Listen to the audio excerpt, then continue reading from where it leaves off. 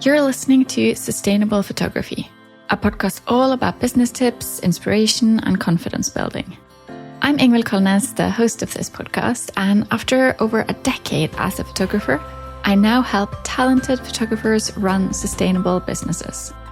And for full transparency, you should know that I'm a mentor with paid offers, and I will probably mention some of those in this episode. Okay, so today we're having a different kind of episode. I have asked my friend Taran to come and ask me some questions. I have no idea what she's going to ask me. I haven't prepared for anything. I don't know what's going to happen, but it's going to be a little bit different. And she's one of the people who knows me best. So it can be really interesting to hear what she has to say. And as a little, I don't know what I should call it, but just so you can see how well she knows me, we were in Oslo 2 weeks ago, and I was staying at this house, and she came to the door, and I didn't answer because I didn't know she was outside, and the doorbell didn't ring. And she looked in the kitchen window, and she said to her husband, because he was right there giving her a lift, and she said, like, I see chocolate, I see Nutella, I see bread. This is it. She's here. So she knows me. Yeah. So, hi, Taran. Welcome. Hi. Thank you. Can you just tell us who you are? Yes. Hi, I'm Taran Gjøystdal, and I'm a photographer, and I got to know Ingvild when I was brand new in this occupation. And I needed somebody to learn me all the things about photography or the business side of it. So I found Ingvild. After that, we just became friends, and she's also my mentor. Mentor friend? Mentor friend, yeah. Something like that. Something like that, yeah. So it's been 4 years. Is it really? 4 years? Mm-hmm. Yeah. That's scary, actually. I know. So this will be interesting. And you said, okay, you didn't prepare. I didn't prepare that much either. So that's fine. We will see where this goes. Yeah, I'm excited. You just take control from now on. Yeah, this is fun. Okay. Why did you become a photographer before you are what you are now? Okay. Yeah. I became a photographer after traveling. I was backpacking and started taking pictures. I bought a DSLR to take better pictures. And then I kind of got hooked on it. I thought it was a lot of fun. And I didn't want to come back home to a normal 9-to-5 kind of job, or 8-to-4 as it is here in Norway usually. And you went to 24/7? Yeah, I went to 24/7 instead. Yeah. I didn't know that at the time. That's what happened. But yeah, no, I wanted something different and something creative, and that's how it started. I didn't know what I was getting myself into, of course, but we usually don't. That's why I found you. Yeah. I took the easy route. Yeah, I definitely did not take an easy route. I'm glad. I'm glad it happened like that.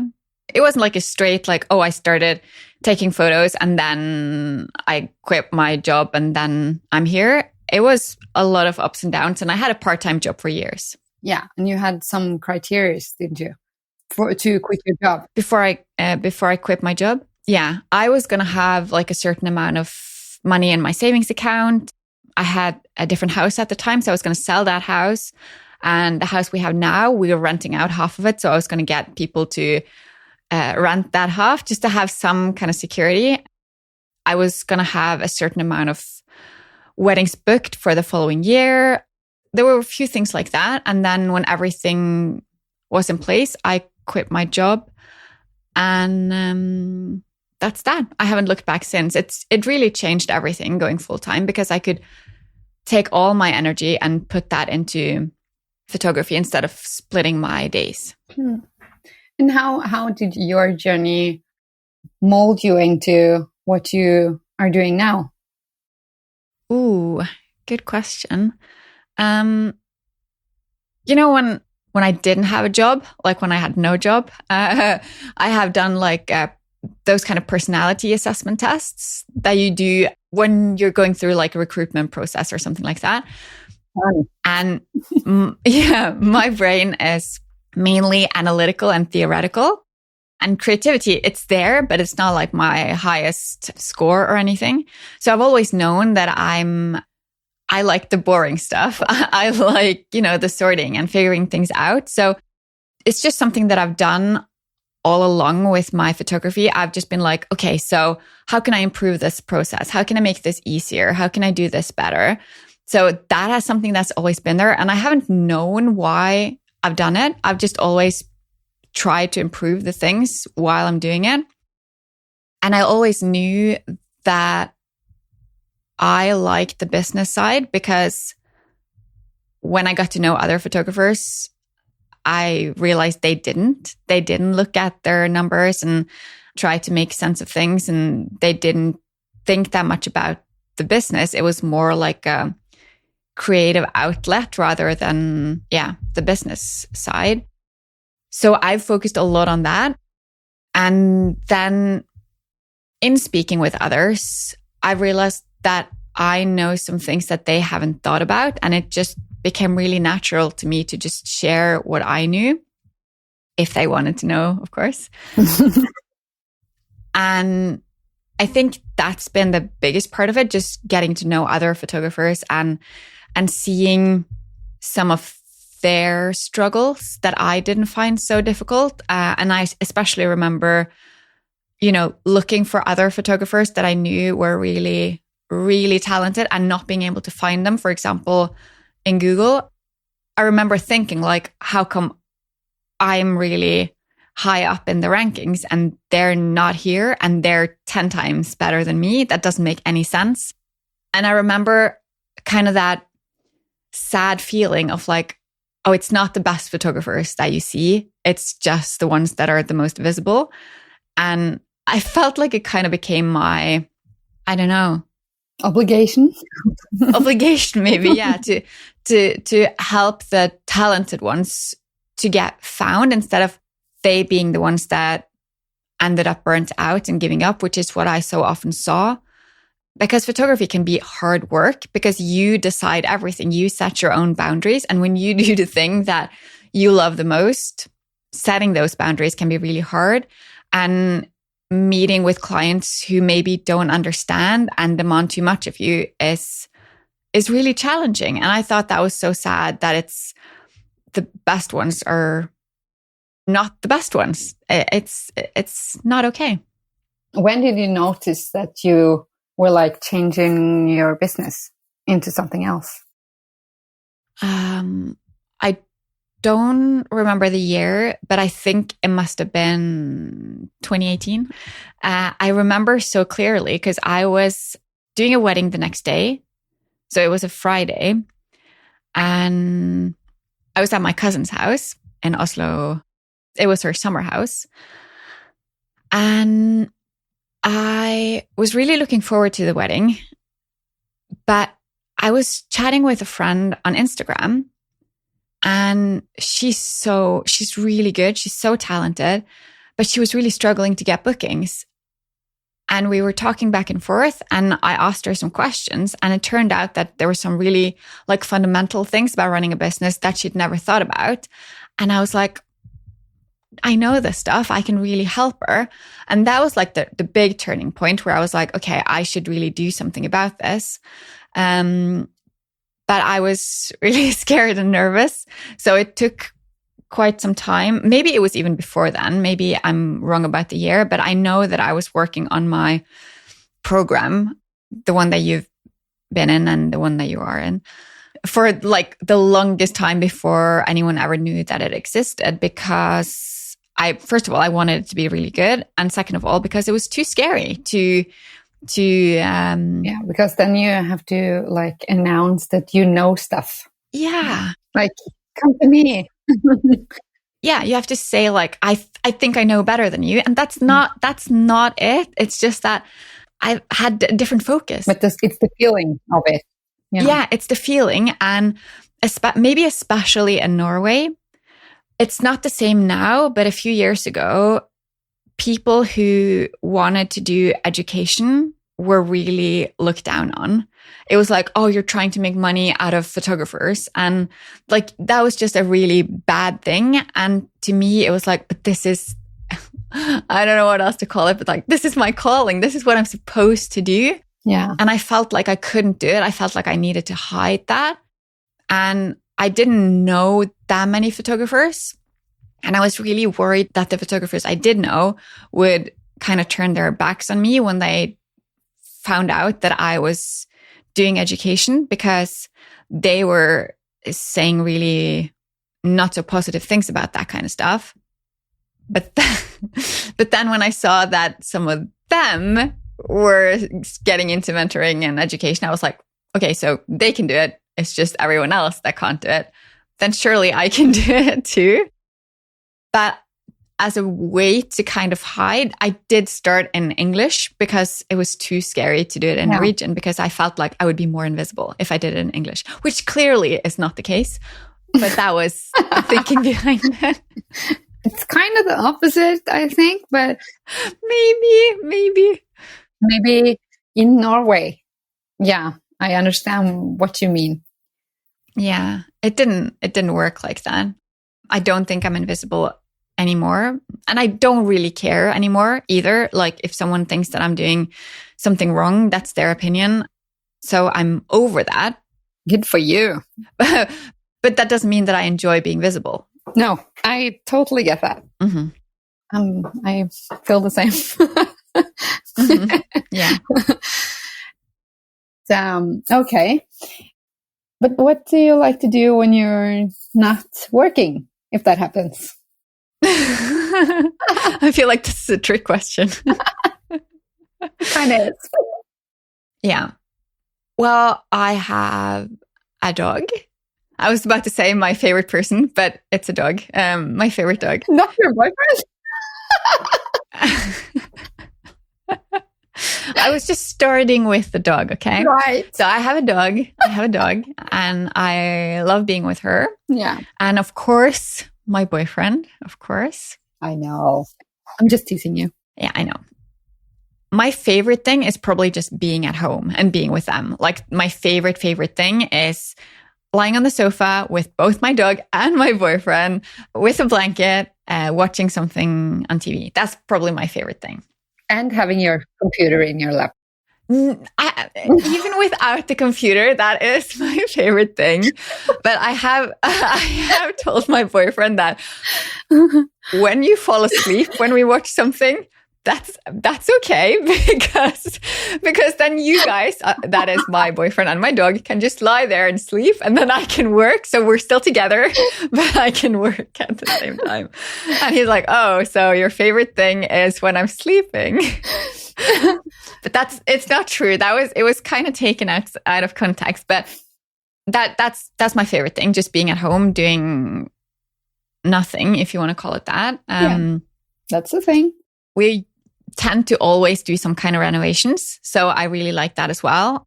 I do not do the heavy lifting. That's all my boyfriend, but I do some of the littler things, and I think that's really fun. Right now we're renovating a bathroom, laundry room kind of thing, which has kind of evolved into a lot more. I, of course, also like hanging out with my friends and meeting new people, especially photographer friends. That's always fun. Yeah, and we see you quite a lot, like in meetings every week. And yeah, but when we're talking about that, that is very important, I think, to have people in the industry to talk to. It is. Just tell things to that happens, or just they can understand what we're going through. They can. And can relate, and they don't always need to have a solution, but it's good sometimes when they do too. Yeah. And I think it might have been in like 2019, I made we often make like vision boards or have these like things that you want more of, and then you try to kind of write that down, like, what do you want? Yeah, visualize. Yeah. One thing that I really wanted was photographer friends. That was on my list. Like other people that are in business and stuff, because it matters so much. And then I felt like when we did the first round of the program and it was you, me, Inessa, and Geril, it was just like, this is it. This is so great. And we can just chat and hang out and have so much fun. It was great. It was great. And for me, learning all the stuff I really needed to learn from other photographers that were having the same struggles as me, it helped me.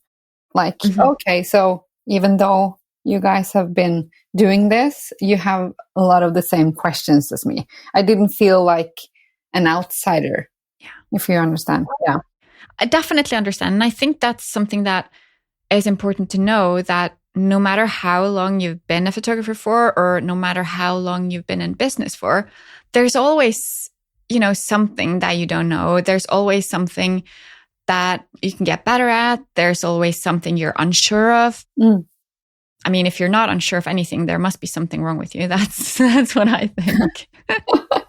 I agree. And it's not like it's the longer you've been in business, the more you know, because you can be really new and you can be really good at this one thing. Yeah. Or you can be, I mean, it's all depends on, we're all on different levels on different things. And it depends on what you're interested in. Exactly. Yeah.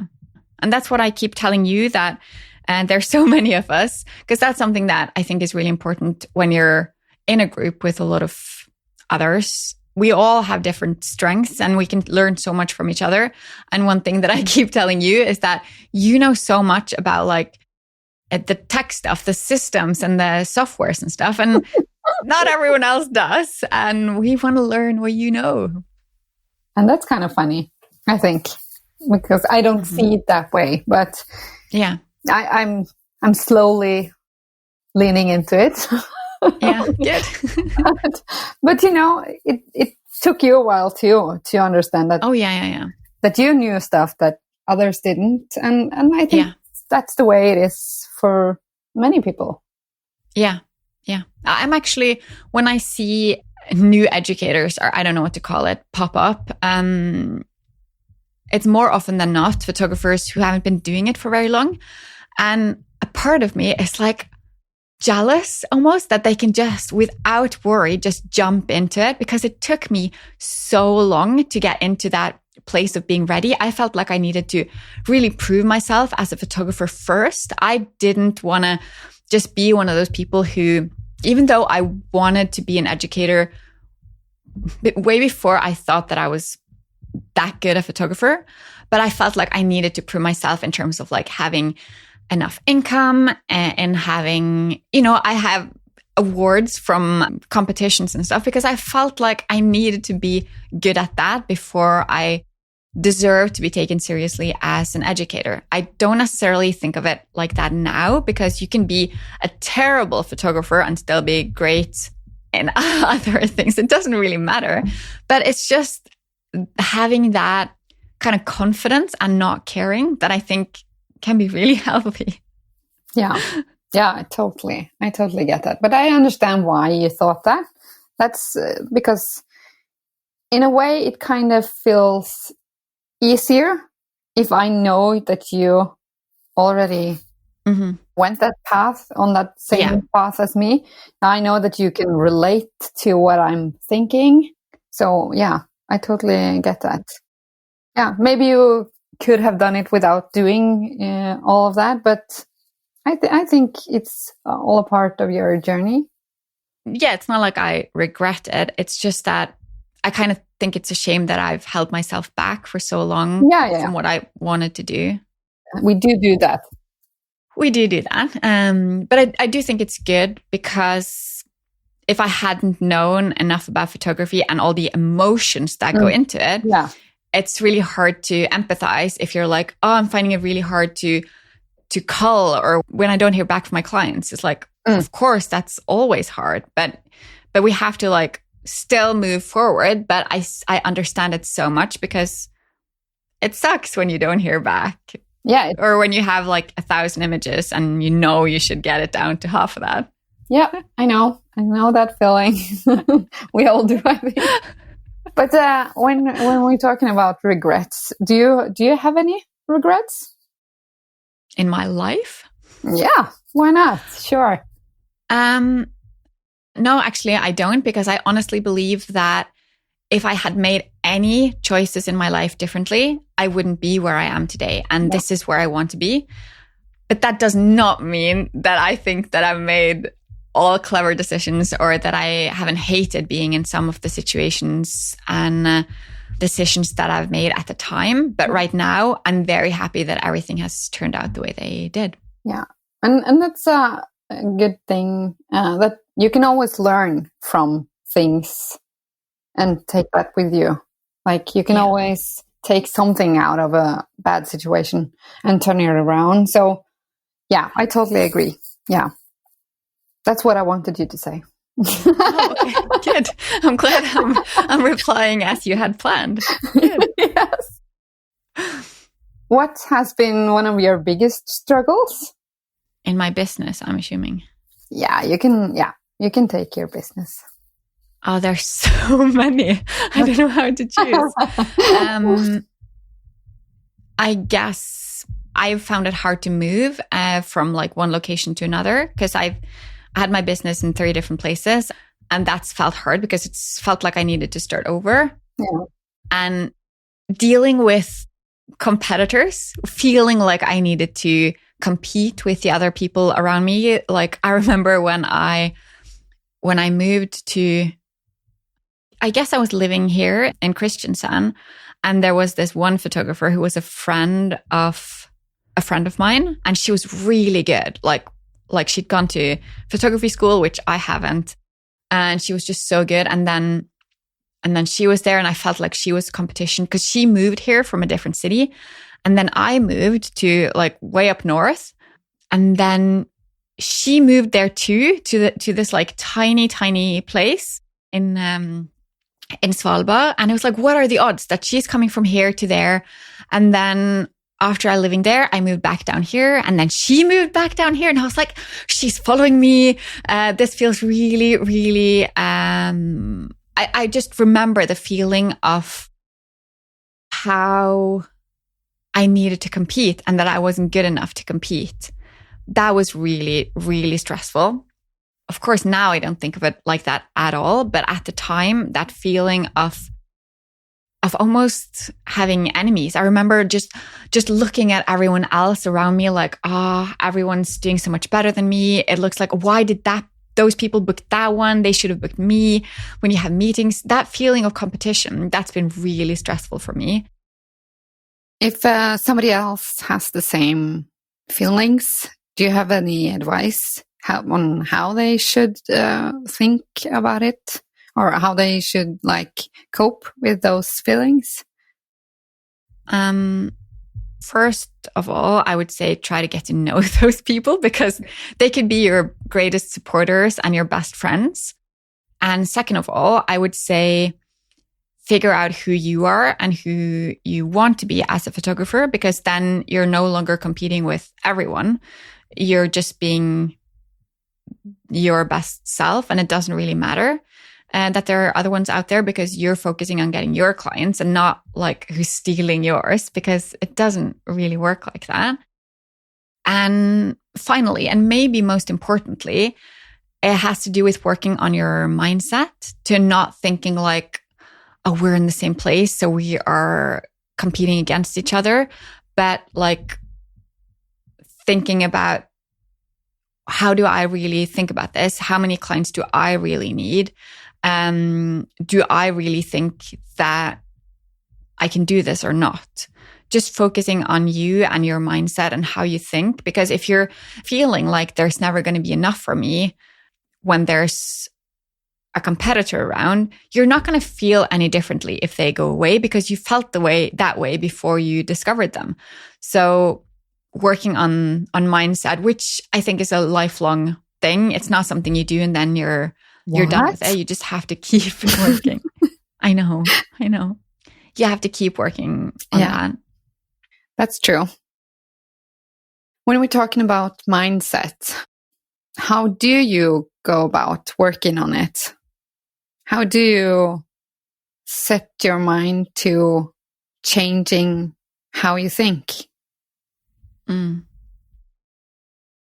most important thing is that I try to get to know and surround myself with people who think like I want to think, who are in the same or a similar place from where I want to be, instead of hanging out with people who think like, oh, there's never going to be enough, to be with people who have more than enough, who feel like this is going great, we can do this, because it's infectious. You tend to believe what others believe. And if you don't have any people like that, I would go out and try to find them. That's what I've been trying to do. I joined a network this last year, and that's been great because I get to meet people who are in business, who are doing great, and who believe that they're allowed to do great. And maybe go out of your comfort zone a little. Yeah, definitely. Yeah. Reading books, listening to podcasts helps me a lot. Yeah. To almost like being told that you're allowed to have more, you're allowed to get bookings, you deserve to get paid.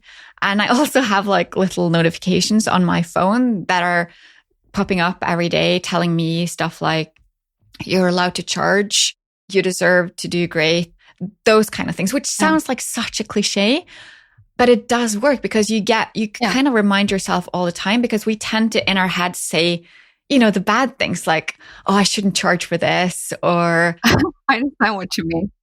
I have a yoga app, and every time I do a yoga, then it's like, oh, you did so great. Just showing up here. And I'm like, yes, I'm so great. Yeah. I believe it. Yeah, because if you feed yourself with those messages, they can kind of take over all those other messages of like, oh, look out for that photographer. They're out there to steal your clients. And it's like, no, they can just take their clients and you stick to yours. Because if we pay too much attention to other people and what they do instead of ourselves, then that's sending the wrong message, I think, to ourselves and to our clients, because they pick up on that stuff. Yeah. You become what you believe you are, right? Absolutely. And I think that's true for many reasons or on different levels, because it's on the one side, it's that if you believe something, if I think like, I can do this, I can get enough clients, then I'll do the work to make sure that I will get enough clients. But if I'm doubting it, like, I don't think I can get enough clients, or if I'm sure of it, I know I won't get enough clients, I'm not going to do the work. That's one part of it. And then there's the other part of it, which in a way I'm struggling to believe, because as I told one of my mentoring clients yesterday, I'm not very spiritual, or I would say I'm not spiritual. I don't really believe in stuff. But when it comes to, I don't know what to call it, but when it comes to, mindset things, I've just seen it. I've felt it time and time again, where if I feel I'm too busy now, I can't take on any more clients. There's just so much going on, which is a feeling that I tend to have. Yes. Then I won't get any inquiries. Yeah. It's just going to stop completely. Nothing will come in. And the second I'm like, feel ready now. I feel ready to take on more. I'm ready to, and then they just come in. And it's like, I feel like there's something inside me turning it on and off. Same with money. Like when I feel confident, it's good. When I feel like, oh, I have enough time to do this, I do have enough time to do it. And so there's something there, but I don't know what it is. I can't explain it. Yeah. Can you relate? Do you understand what I'm saying? Yeah, I can totally relate. Yeah. It's just like that. And I think we are standing in our way. Like, Yeah. If we have one kind of mindset, it will help us to get to where we want to be.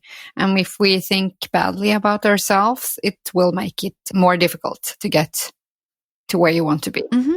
Yeah. Because we are standing in our own way. Yeah. Stopping ourselves. Mm-hmm. If we're talking ourselves down, then we won't have the same, or we will have the outcome that you don't want, because you can predict it, like, almost. I agree. And, talking about how competition is I don't know, it's hard to deal with the competition, or it's difficult to live without having enough money. And there's, I don't know, a bad economical situation. It's a difficult economic situation right now. All those things. Yeah. It might be true, but your biggest issue is your mindset. Because if you believe that it doesn't matter that the financial situation is difficult right now, then you'll find a way around it. If you think that you are serving a different audience from your competitors, then that's the way it is. I mean, no matter how you think, you're going to find a way to make that come true. Yeah. Yeah. I think that's really actually important to know, that you can, in some ways, change how things are going just with your mindset. Yeah. How do you continue to learn new things and grow in your business? Oh, that's a good question. I do different things. Maybe sometimes I do too much, but I have a coach. Her name is Michelle Terpstra. She's been on the podcast. We've been working together for, 2-3 years now, maybe a long time. And she's brilliant. I love her. I've had a lot of other mentors who have also been on the podcast, and I've mentioned them all. I learned so much from other people. I think we should always work with someone, because if not, we're stuck in our own way of thinking. We're stuck with our own problems and our own crap. Yeah, own crap. I do think that we have so much to learn from our peers, people who are at exactly the same level as us, or a little bit above or below. But we also need someone who's at the place where we want to be. So I think that's really important. Oh, a good one. I do a lot of online courses. If I can find in-person courses, I love doing those as well. I am in a network group. I've been to a couple of retreats lately. So I pretty much do whatever I can and I read books, listen to audiobooks, podcasts. I do it all. Yes. You do it all. You really do. Yeah, but I'm not always the best at following up. For example, I did this retreat in January, which was amazing. We were 3 days at this lake where we got up at like 7 a.m., did yoga, had to eat healthy, do all those things. And it was so valuable. We did, what's it called? Ice bathing? Yeah. Where you have to get in the water. Yeah. So we did like a lot of things like that to learn to control our breathing and just. You did that? I did that. Yeah. I haven't told you? I don't think so. I'm just, what? Did you freeze to death? I could have, but you know why you didn't hear about it? It's because on the way back home, I got food poisoning. Yeah. And I was like out sick for like a week. Yeah, I remember that. No one really knows what happened. Nobody knows. It's like... So no one really knows what happened that weekend. What stays in, I don't know where you were, but not Vegas. What happens in Hulgo stays in Hulgo. Yeah. Anyway, my point was that, I learned all this amazing stuff and how to have a better life in a way. But then following up on it hasn't been so easy. So for me, learning things, great, but I need that ongoing accountability and to have someone there to make sure that, not to make sure that I do it, because that's going to probably annoy me, but to have their presence to kind of give me a nudge just by being there. That helps. Yeah, you don't like people telling you what to do, right? Yeah, I don't like being told what to do. But you don't either, so. Right back at me. Yeah. No, we don't. Did you know that I have a shop where you can find quite a few different courses and resources that can help you build your business? Go to ingvildkolnes.com/shop to find the thing that can make the biggest difference in your business. Okay, so we are continuing the conversation after the microphone suddenly dropped out. So if this sounds a little bit different, it's because it's been a couple of months and we don't really know where we left off. So we're just seeing how it goes. Yeah. Yeah, that sounds about right. Yeah, it sounds about right. So let's just try. Do you have a question for me today? Yes, of course I do. Okay, so if I ask you to give me your best advice, what would that be? You today or you like 3 years ago? You can choose. Maybe both. Oh, I can choose. Okay. Well, I think you 3 years ago. Oh, yes. You did so many of the things that I think that a lot of people kind of miss out on, because you kind of went straight in and you're like, I don't know how to do this. Please help. And I think that got you off on a start where you kind of missed out on a lot of things where other people spend a lot of time being stuck. I'm nodding. Yeah, you're nodding. Yeah. So I would say, I don't know what else you could have done, because when we started working together, is it 4 years ago? I don't really. Yeah, 4 years. 4 years. Okay, 4 years ago. It was the start of the pandemic. Yeah. You were at home with little kids almost every single day. I don't really see how you could have done anything differently. But of course, it wasn't the best time to get started. No. Now, if I'm going to talk to you today, okay, let's say that I didn't know you and you just kind of had a meeting with me and kind of presented your business to me. Yes. I would start by figuring out what you actually want. And you know what you want, because you know you don't want to work too much. You want to make sure that you're not spending every evening and every weekend working. And I think you're pretty good at keeping, you're not taking on bookings when you don't want them, and you're good at charging when it's like extra work. And that's great. But what I want you to look more into is probably, where are you getting most of your bookings today? And where are you spending most of your time today when it comes to marketing? And see, does that add up? Yeah. Because it's so easy to just, this is what I do every single day. And then you're not checking, does it actually work? Yeah. So that's probably, just because I know that it's so easy to overwork. Yeah. And I know that your time is so limited, that's probably where I would start, to make sure that you're getting the most out of your precious time. Yeah. And once you figure out where most of your bookings are coming from, I would want to see, what else can you do to make that even better? Is there something you can do a bit differently? Can you get help from someone to make it even better? And then do that, and maybe spend less time doing the things that isn't working as well, or just learn to do it in a different way so it's serving you better. Yeah, that's a good advice. And I often go check to see where my inquiries are coming from, but it's a thing that I should follow up on more. Yeah.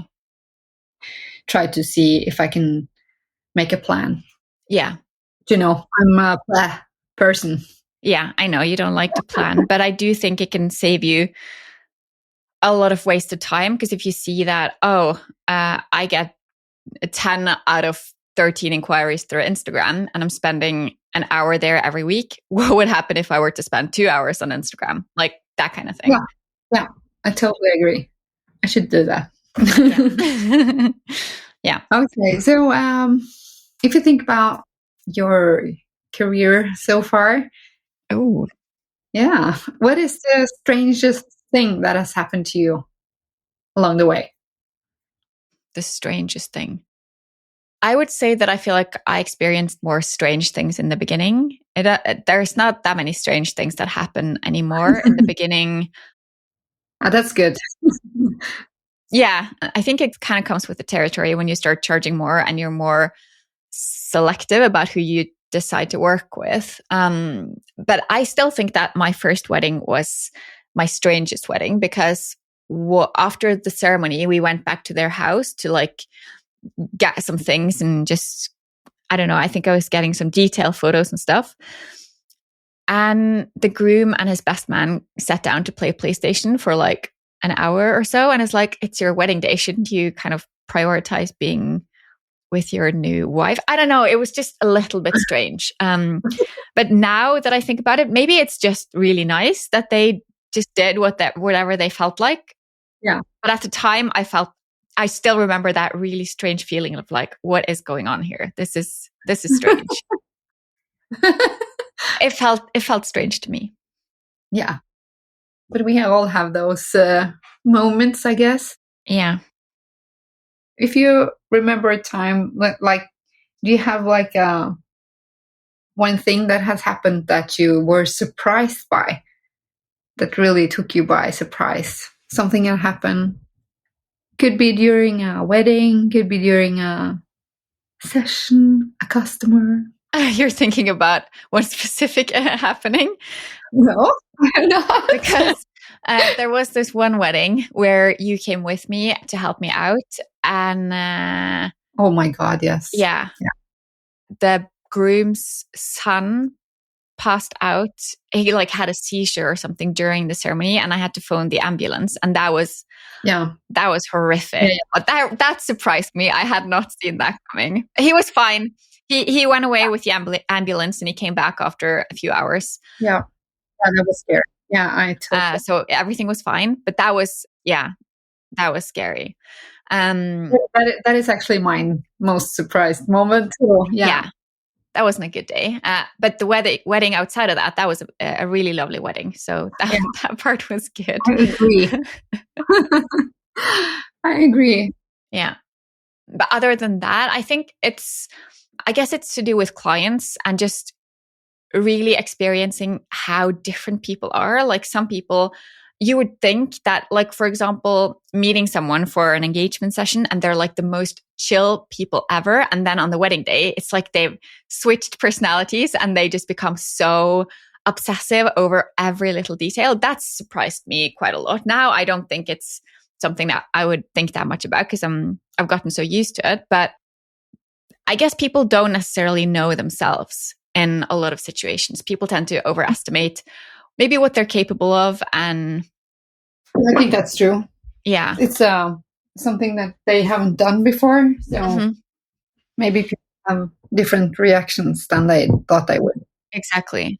And that goes both for photography clients as well as mentoring clients, where people think like, no, I don't need this, or I can do this myself. And it's like, you really should have someone put makeup on you. You don't want to do your own hair on your wedding day. In most cases, that is true. And I think it's exactly the same with mentoring students of mine as well, where it's like, yeah, you can do that yourself, but should you? Is it a good idea?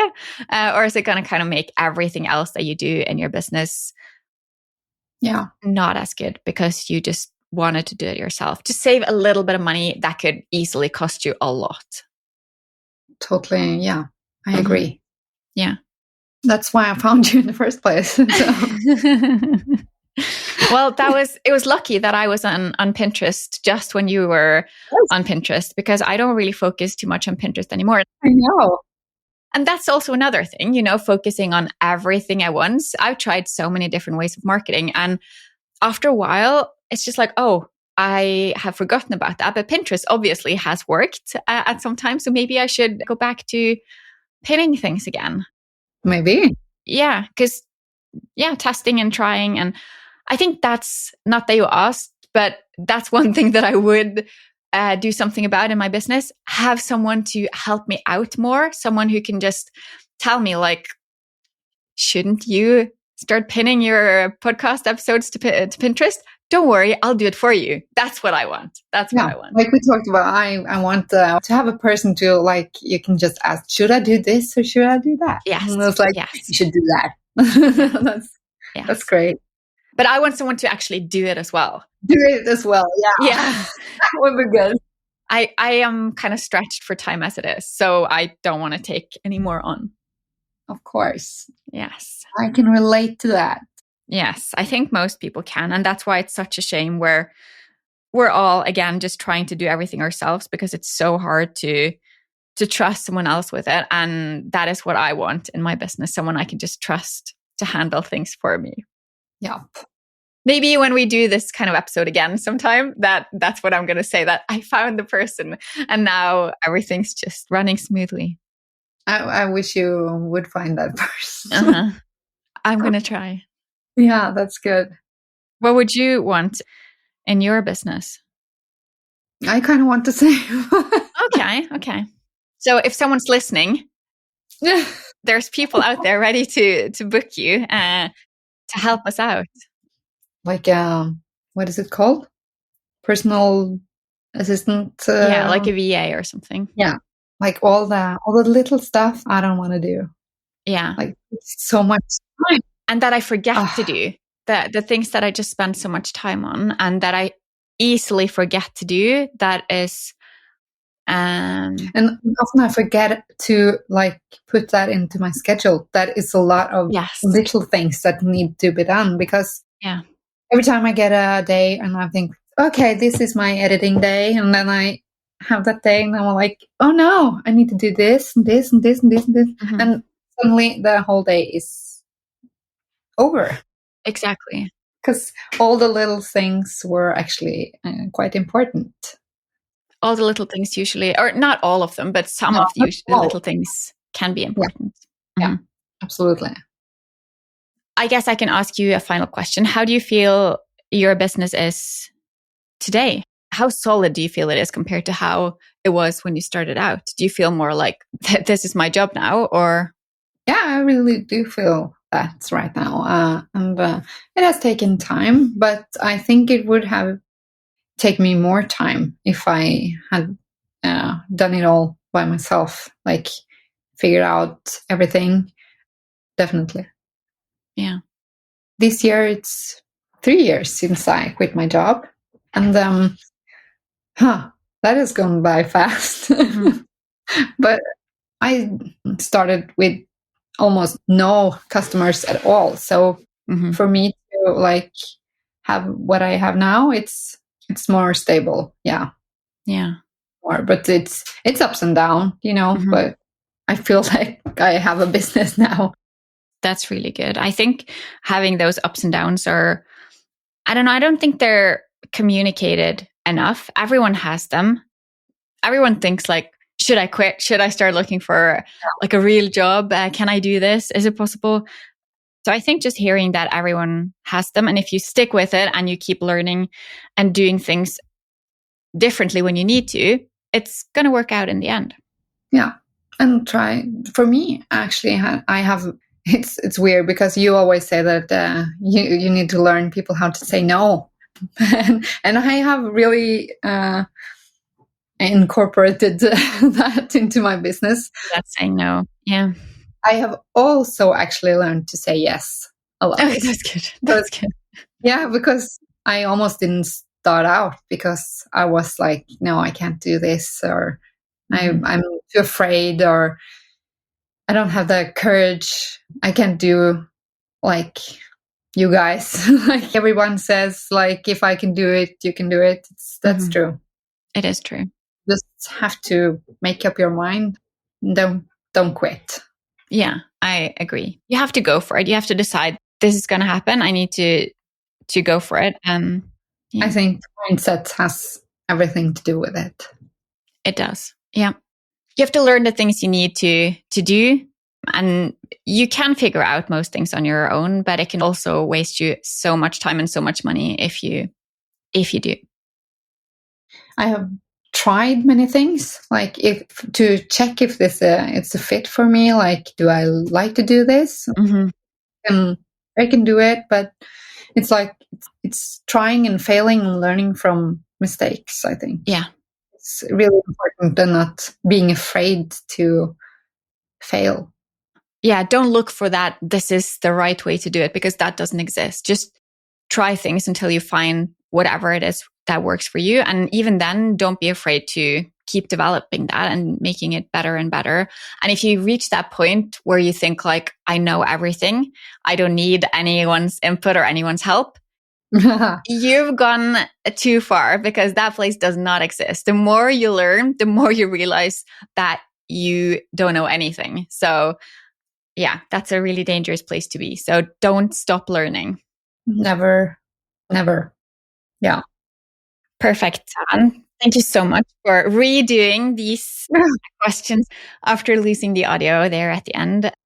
It was really nice. Yes. Thank you so much. Thank you. Nice talking to you, like always. You too. Thank you. Bye. Bye. You just listened to an episode of Sustainable Photography. Please share this episode with a photographer you care about.